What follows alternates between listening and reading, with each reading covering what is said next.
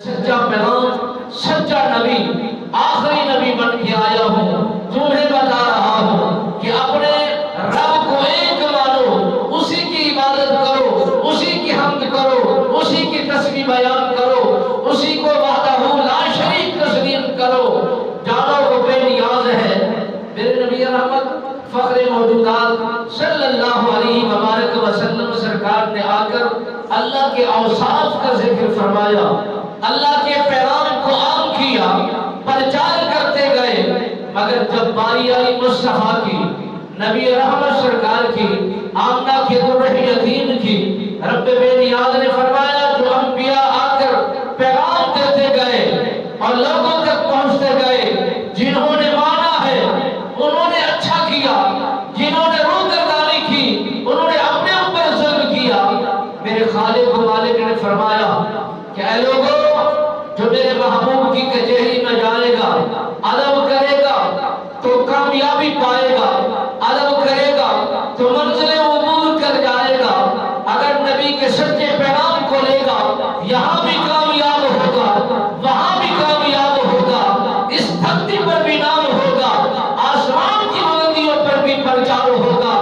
میرے نبی رحمت فخر موجودات صلی اللہ علیہ وبارک وسلم سرکار کی کچہری میں آنے جانے کا سبق دیا گیا، طریقہ کار بتایا گیا کہ جب تم نے نبی کی کچہری میں جانا ہے، اپنے مسائل کو لے کر کے جانا ہے، تمہارا جانا کیسا ہوگا، سلام کرنے کا انداز کیسا ہوگا، اپنی گفتگو کو شروع کرنے کا لب و لہجہ کیسا ہوگا، اور یہ اگر تمہاری گفتگو میرے مصطفیٰ کی گفتگو سے بڑھ گئی، بلند ہو گئی تمہاری آواز، تو پھر یہ یاد رکھنا یہ آپس میں تم باتیں نہیں کر رہے، بعضهم الی بعض، جیسے ایک دوسرے سے بات کی جاتی ہے، یہ رویہ تمہارا اپنوں کے ساتھ اور ہوگا، نبی کی کچہری میں بات کرنے کا انداز اور ہوگا، طریقہ کار اور ہوگا۔ اگر تمہاری آوازیں بلند ہو گئی تمہارے آواز ضبط ہو جائیں گے، اور اگر تمہاری گفتگو نبی کی گفتگو سے بڑھ گئی تو تمہارے آواز برباد ہو جائیں گے،